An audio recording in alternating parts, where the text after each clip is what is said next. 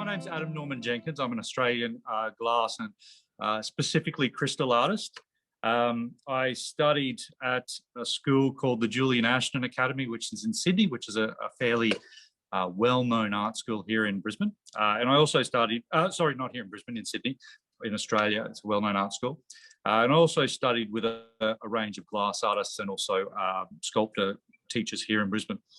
I came to glass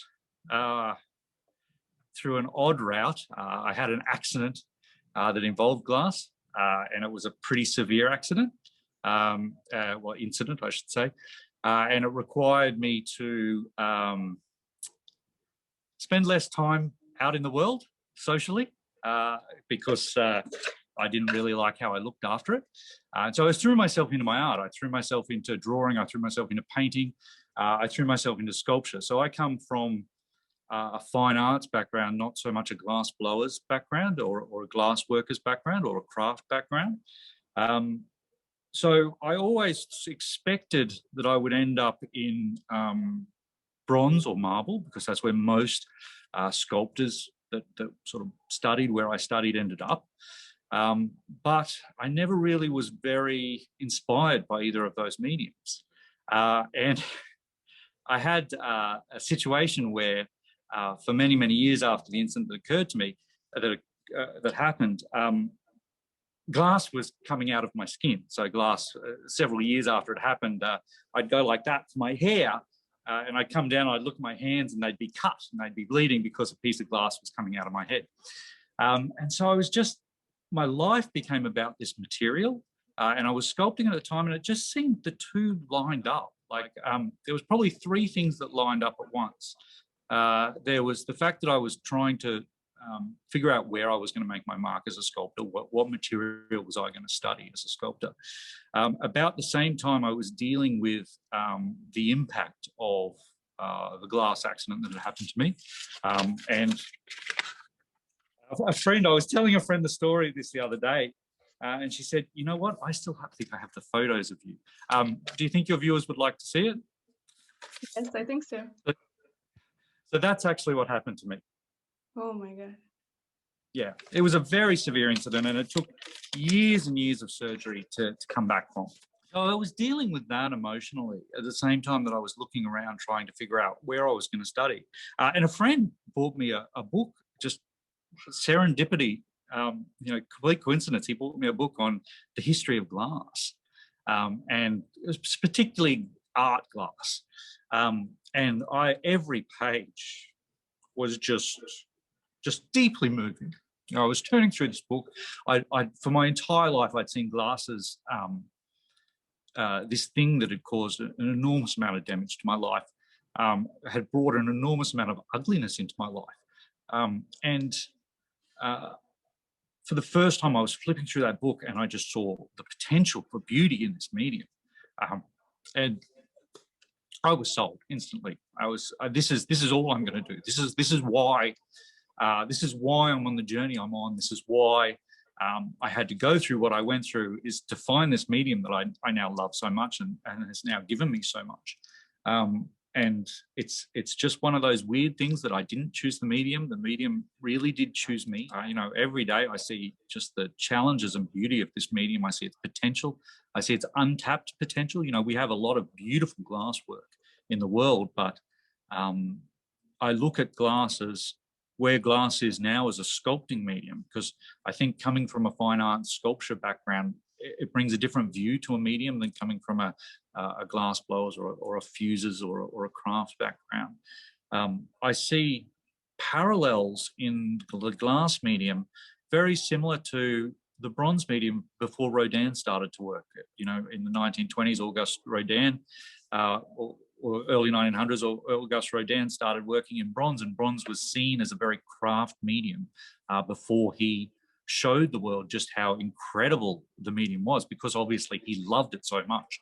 And I see real parallels there with glass at the moment. Is, you know, people look at it as a very craft medium. I know when I'm talking to galleries, they very much pigeonhole glass as not a fine arts medium, but as a craft medium.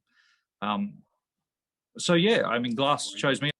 It's a weird story, but it's I mean, it's my life, so I can't really, yeah, I don't have a story where I kind of, decided to go to uni and study glass. Glass really did choose me.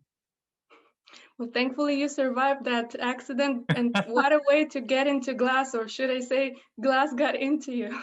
Yeah, yeah, absolutely. So what techniques do you work with? So I work cire perdu, which just means lost wax. So the technique I follow is very, very similar to what sculptors follow for bronze, what sculptors follow for plaster, what sculptors follow for a range of different materials. It's sculpting glass and sculpting crystal. People ask me, so a lot of my sculptor friends ask me what it's like technically to work and what tools you use and stuff like that. It's almost like you take the hardest parts of sculpting bronze and the hardest parts of sculpting marble and you put them together. It really is a very, very, very difficult medium to work. And I'm sure if I had any clue how hard it was going to be when I started out, I probably wouldn't have gone down this route. So I start with, and I'll pop off camera for a couple of seconds to grab some stuff to show you. Cire perdu or lost wax casting, you generally start with what's called a master sculpture. So I do that in clay because I'm classically trained. So this is a recreation of what's Le Corchet by Houdon. I can't remember Houdon's first name. It was done in the 1700s. If you go to the Louvre, you'll see this sculpture.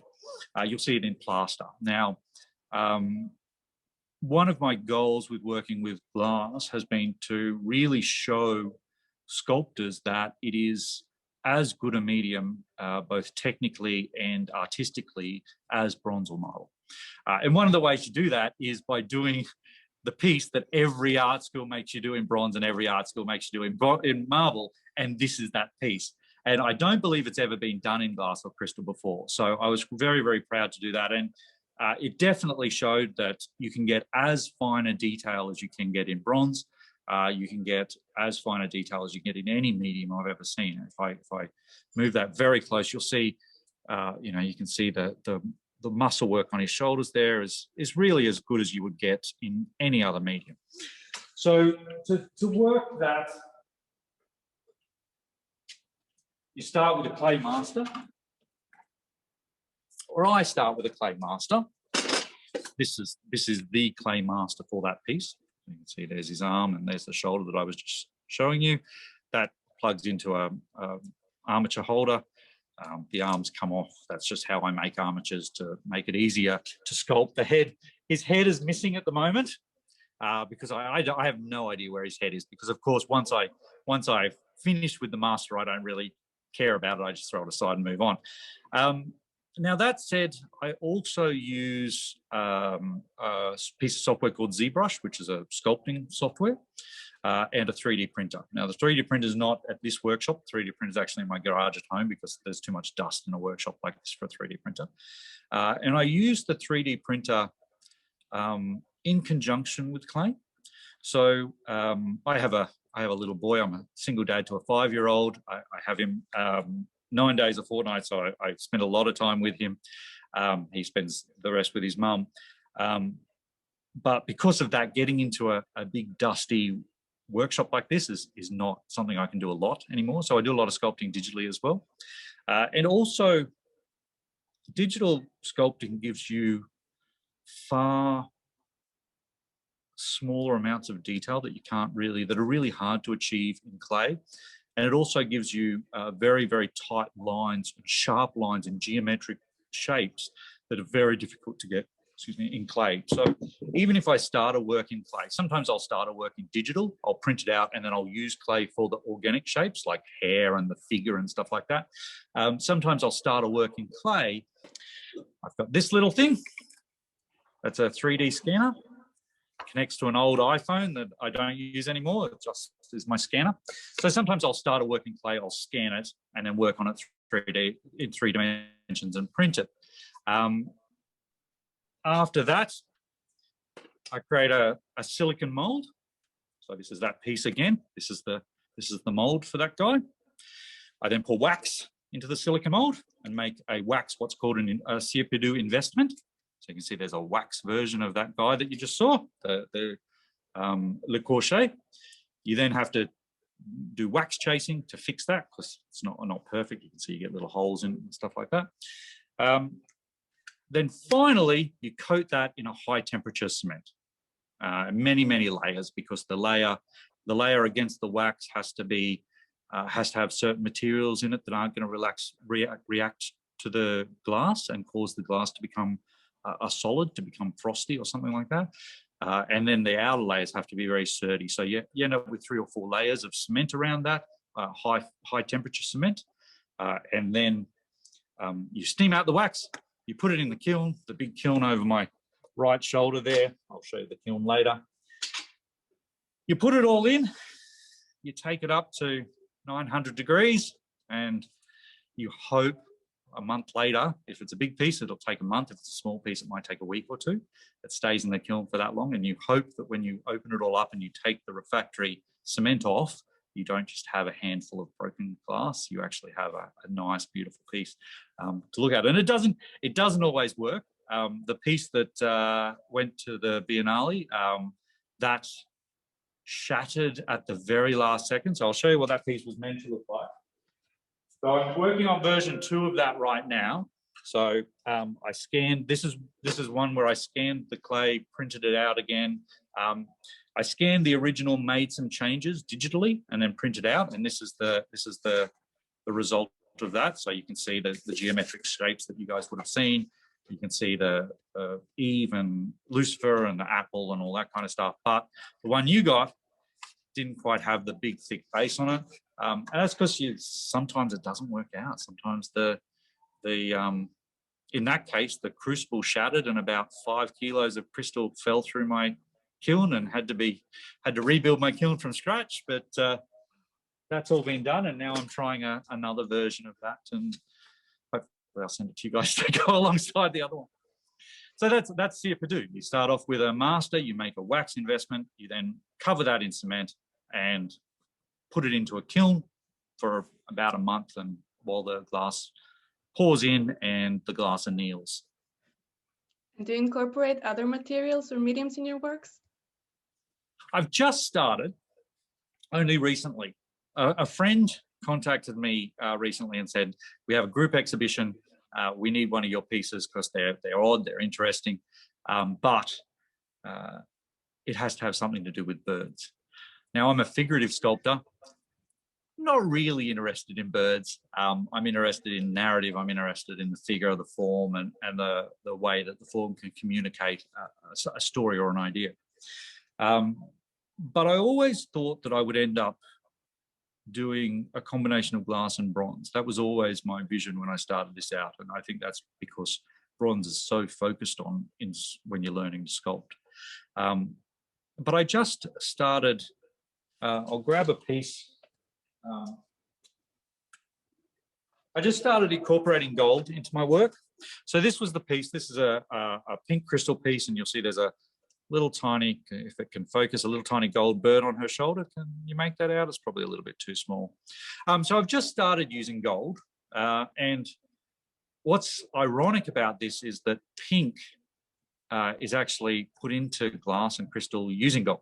So gold gives glass the pink color. So I really liked the fact that using gold with the pink had a connection into the glass. So I kind of really dig it. And I think that's going to be the next couple of years anyway. I think it's going to be gold and crystal together. So those are 18 karat gold finches. And I think it works because visually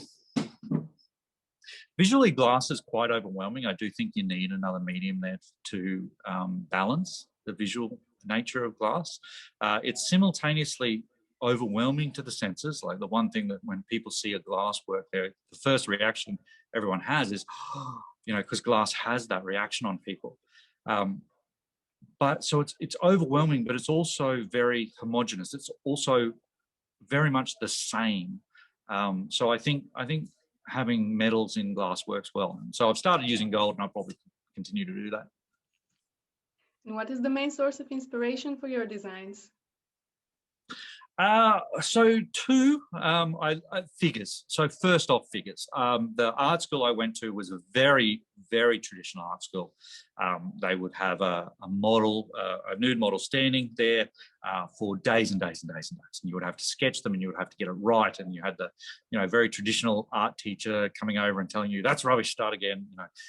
So I adore the figure. I think the figure is just infinitely interesting. Every single person, whether you're talking the face or the figure, every single person is so different. And when you learn to look at that landscape and learn to see the complexity of the form in a human being, it really is an exciting way to walk through the world. When you notice every bump, every lump, every turn of a cheek, the way two different people smile, the way their lips are different, their eyes, their chin, everything. It's such an infinitely complex and beautiful thing. And I love the figure. I love working with the figure. I also really like narrative. So you'll see that my narrative, the one you got is The Fall of Eve. I think I look back to the Romantics period of artists. And I see the enormous impact they had on our culture even today.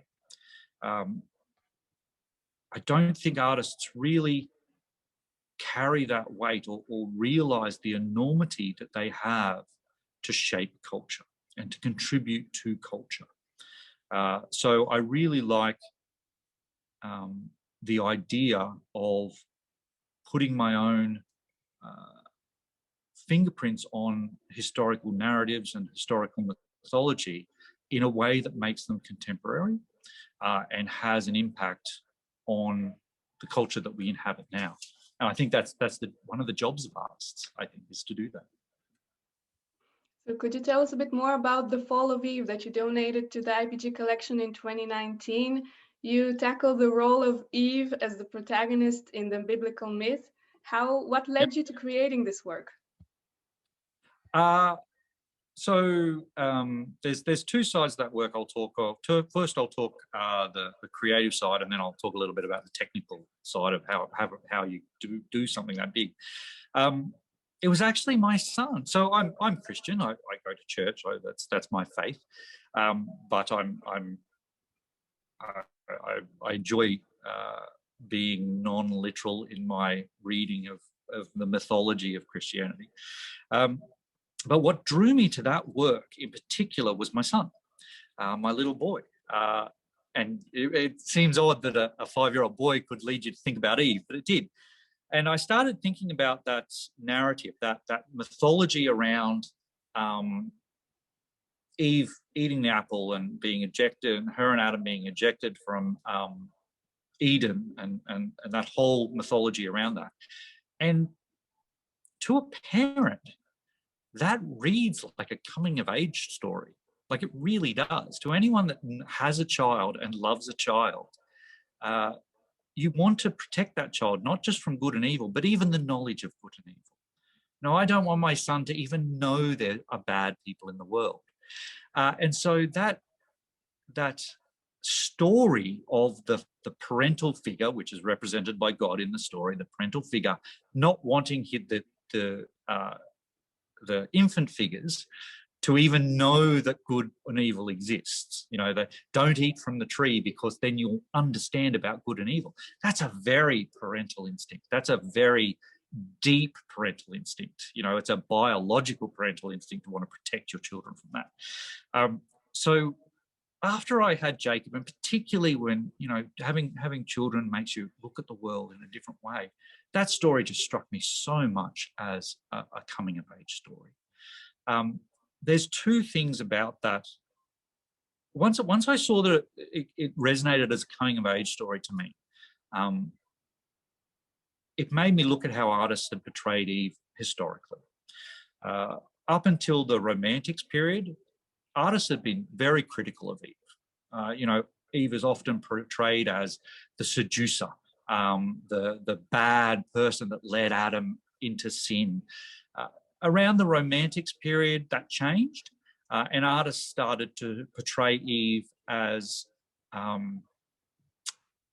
remorseful, as a kind of a naive victim. She wasn't this evil person that brought Adam down, but she was kind of gullible. She was duped and she was remorseful and she didn't mean what she was doing and that kind of thing. And that suited the period again. But along with what I said about artists having a responsibility to make narrative current, looking at it as a coming of age story, it was inevitable. You can't hold Eve responsible in that story for what happened because the outcome was inevitable. All children grow up. All children learn about good and evil. All children leave the home. That you understand that as a parent, that as much as you want to protect your children, it is inevitable that they're going to grow up, they're going to become teenagers, they're going to learn about good and evil, they're going to want to leave the home. What's going to happen when they get to that age? Conflict, of course, with the parental figure. What happens in the story? Conflict with the parental figure, and ejection from the home. It is such a coming of age story. And the real clincher for me is the narrative. In the narrative, the serpent doesn't bring the apple into the garden. It's always there. The tree is there, or sorry, it's not an apple, it's a fruit. We've interpreted it as an apple, but in the Bible, it's a fruit. So it's always there. The tree is always there. There is an inevitability to the story. There is a at the start of the story, you understand that something's going to happen. And I think that also plays into being a parent. You understand when you have a child that this is going to happen. They are going to learn about it. As much as you try and protect them, they are going to grow up. In that framework, you cannot hold the protagonists responsible. You just can't. You know, it was always going to play out that way. And I think once you realize that, it opens up some really good opportunities to recast that myth, which, if you look at, is an incredibly oppressive myth, how we've interpreted it. So we get these narratives, we get to interpret them any way we want. Every culture gets a brand new shot. Every generation gets a brand new shot at reinterpreting narratives. Historically, that the way that narrative has been interpreted has led to horrible things, truly horrible. The single greatest act of oppression, both in terms of duration and scope, that our species has ever perpetrated, has come in a large part due to that myth. You know, the subjugation of an entire 50% of our species, the entire gender, has come largely from that myth. So I guess all that, and sorry, that's a long way to get to a very simple answer, all that led me to the responsibility of an artist to at least attempt to put a less guilt-laden spin on that. Because if it was inevitable in the narrative that this was all going to happen anyway, if children all grow up anyway, if it's inevitable that they grow up, then you can't hold them responsible for that. So I wanted to celebrate. I wanted to look at Eve and say, okay, well, what are the good things we can take out of this? Well, she was inquisitive, she was curious, she was brave, she was compassionate, she shared the knowledge with her partner. If you think about back to your own life and what it was like to be a teenager, facing the knowledge that there was good and evil in the world and that you would have to leave home, that requires an immense amount of bravery. And I think those things can be celebrated. And so I wanted to celebrate them in sculpture. Would you like to take us around your studio? Absolutely. I will do my best on this tripod, so please bear with me while I switch you around. Now, my studio, I'm very lucky. I'll talk to you about this studio as I take you around. This is a arts incubator in Brisbane, Australia. It used to be a paint factory during the war, and it used to make, way back in World War II, this massive factory, which goes on for, gosh, I think there's acres here. It's not just this building that I'm in here. So obviously I have this building here with a couple of other sculptors. You'll see there's a sculptor next to me there that does some very interesting work. There's one behind me that works in metal. You see there's some sculptors doing some work on the ground here, some experimental work on the ground here. So it really is a massive studio we have, which is good because my whole goal before I finish my time in this world is to take crystal to a size comparable to bronze or marble. You can see all the old paint tubes there for spraying the Jeeps or the trucks before they went over the war. So this factory, and I'll take you outside just so you understand the sheer scope of this this building complex, because it's not just one building of artists. So the factory here is for sculptors, but we have a lot of painters, and just bear with me, it's nighttime here in Brisbane, so there'll be a bit of adjusting. There's my dusty old Jeep. So there's another building over there, that massive building there, and if I come around here a little bit, you'll see there's another building down there, another massive building down there, and if we go back this way. So how many artists work there? So at the moment, oh gosh, it's called, I should give it a plug if you want to check it out online, it's called the Paint Factory Yeronga. It's a revamp of the entire area to be a mixed use area. They're going to build around the artists. So I'll just go over here and show you. You can see all the houses, all the buildings going back there in the distance. They just keep going and going. It's a massive complex. I'll take you inside now. It's a bit dark out here.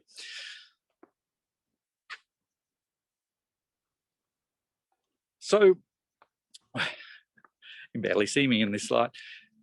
So the Yeronga Paint Factory complex is a redevelopment of this old paint factory to make it centered around an arts precinct and also put in residential and retail. So the goal is that the artists start and we've got, there'd easily be 20 or 30 artists here. There's a lot of artists, a lot of painters, some very well-known Australian painters work here. There's a lot of sculptors moving into where I am. And the goal is that the developer is going to start developing it to put in coffee shops, galleries, that kind of thing. And around the outside is going to go residential apartment towers. And it's going to be marketed to people that want to live around artists and see guts, walk out on the way to work through practicing artists. My little part of it, I'll turn you around again so you can see my workshop. So here's my big kiln. I'll show you if you see all those colours in there, that's all the broken bricks from when the Fall of Eve was done. So that's my kiln. That's what that's where my work sits for about a month to something the size of Fall of Eve sat. I think it sat at about 900 degrees for 4 days. And then it took a month to cool down to room temperature, just so the glass didn't crack. Then if we go over here, once it comes out of the kiln, it then goes to the glass saw here. I've got some pieces sitting on the glass saw there to get trimmed up. So that's a diamond saw, water-cooled diamond saw. You need water running over anything that you work on glass with. And after you cut it and trim it, it comes over here to the polishing belt, and there's a range of different, it's a water-cooled polishing belt. It's got a range of sandpapers that take the surface from very coarse to a smooth polish. And then over there, you've got some car, I won't go, there's a bit of a light over there that's going to brighten. Then it goes to a what I call glass chasing, which is essentially a modified Dremel tool that has diamond bits on it and water running over the end. And that's what you use for carving and cutting all the little bits. So if you remember the Le Corchet, he had a hand and his fingers were splayed. Now, if you tried to do that in glass, if you tried to do that in the kiln, the individual fingers, they would just crack. They're too small. So what you have to do is do that as a hand, but have all the glass fingers joined like webbing. And then you have to cut that out afterwards and polish it up. And that's done with a very small Dremel type tool that has diamond heads on and water running over it. So that's my studio. That's my workshop. This is where I spend a lot of my time. Looks like a good place to spend your time. It is kind of cool. All the creative stuff I tend to do at home. I used to have, so a lot of this is government sponsored. So I'm very lucky in that the Queensland government is really behind artists. And I used to have a studio in the city as well, which was in a beautiful old heritage building. But COVID, everyone had to come home for COVID because we couldn't come into buildings because we didn't know what was happening. So a lot of the creative stuff I do at home. So the models will come over at home and I'll do sketches. I always start with sketches. So for instance, this one here, the pink one that I talked about, the seated nude, that started, well, everything I do started as sketch. I always start with a sketch. So I'll have I don't know whether you can see that in this light. So I'll have a model come around at home. I do two things. I do a range of sketches to understand the dynamics of the figure, and I do a 3D scan. And most of that stuff happens at home. The 3D printing, if I do that, happens at home. But yeah, I spend all the hard stuff like lifting heavy glass and cutting and polishing glass all happens. We'd like to know why you joined IBG Bulgaria and what was your experience? So I wanted to come over so bad in 2019. I almost booked my tickets. First off, IBG is amazing, and I am infinitely thankful for you the work that you guys do.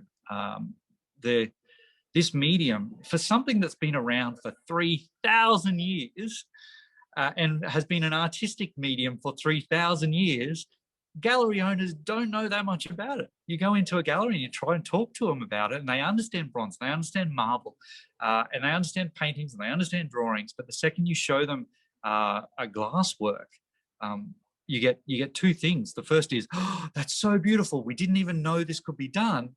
And the second thing you get is, and I have no idea how I'm going to price that. I have no idea how much I'm going to charge my customers for that. So at a very practical level, having an exhibition like IBG helps gallery owners and people who work in this medium, helps us to understand and learn, well, what is the actual retail value of our work? Because I think glass work is sold way too cheap for the amount of effort that goes into it. When you consider that if you put that same amount of effort into a painting or that same amount of effort into a bronze sculpture, you're probably putting at least an extra zero on the end and possibly two. The difference between a work of sculptural work, and I'm talking specifically for sculptural because I don't really know that much about glass blowing, but a sculptural work in glass is significantly cost difference than bronze. And I think a lot of that comes from just not knowing much about the material in the world in general. I know even the people I talk to day to day. So as well as being a glass artist, I'm a software engineer. That's my training. I had parents that said, yes, you can be an artist, but go to uni first and do science. And I did that. And so now I do both of them and balance my time there. But I talk to many of my friends that aren't in the arts industry, and all of them can tell me paintings and bronze sculptures and marble sculptures they love. But they can't really talk about, they don't know anything about glass sculpture. So lifting the profile of this medium is critical to the livelihoods of all of us that have chosen to love this medium. Because if we can't make a living from it, then no one's going to do really spectacular things with it. So I think IBG is doing a wonderful job because of that. I think it's necessary because of that. Because otherwise, if we don't lift like Rodin did with bronze. Before Rodin, bronze was considered a craft. It wasn't very expensive. It wasn't something you saw at a lot of art fairs and a lot of exhibitions. After Rodin came along, people started holding exhibitions, having it in bronze, showing the world how awesome this medium is. And now bronze is just an incredible arts medium. It's considered one of the quintessential sculptural mediums. Everyone does their first works in bronze. We need things like IBG to do that with, and artists to do that with glass, because it is such an incredible medium. It has such storytelling potential. It has such visual capture potential. Just the fact, I mean, from a sculpting point of view, just the fact that you can do an external sculpture, and because you can see into it, you can do an internal sculpture as well, with a void inside. I mean, that is mind-blowing for a sculptor. And I know when I talk to my sculptor friends and I tell them that, it blows their mind. They're like, really? No one's told us this. No one's shown us these pieces. And these pieces have been around. I mean, René Lalique was doing that in Paris in the 20s. He was doing void statues inside beautiful pieces. So getting that lifted is, I think, crucial to a medium I love, to a medium that is so much a part of my life. And working with you guys is great. I was so nervous that Fall of Eve, because the Fall of Eve is not how I wanted it to finish, and no art piece is. You know, there's always bits you would love to do better. There's always things that go wrong, especially when you're breaking new ground. I mean, it's an enormous size piece. It's 25 kilos of black lead crystal, 35% fine lead crystal. It's an enormous piece. It's a very detailed piece. The fact that you guys were so good at getting that through customs when it went missing in customs, and there was so many headaches, I was pulling my hair out. I was freaking out over here, and you guys were so calm. You're like, don't worry, it's okay. We'll figure it out. It's all good. I must admit, that was fantastic, because I'm very, as you probably guessed, I'm very invested. I love this medium. I want to see it go to bigger and bigger pieces. And every time you go to a bigger piece, things go wrong, and they're never quite right. But to have such a big piece get lost in customs, I was like, oh no, that's, you know, it's a lot of crystal. Crystal's not cheap, as you know. And I was like, oh no, it's stuck in customs. But anyway, so I really appreciate how you guys worked with that. Thank you. And our common goal is obviously to promote glass, to make glass and glass artists known. So I hope we are succeeding at that, and you as well. Your contribution is noticed. And thank you. Thank you very much. Interview as well. Thank you very much. And I think it is getting noticed. I think I get contacted via social media every day with people telling me stories that they never really knew glass could be worked in this way. I heard that the UN just announced that last week that 2022 was going to be the International Year of Glass. So yeah, so I really, I've got a really good feeling about this medium, that it's about to break out. So I really appreciate your support for all the glass artists in the world.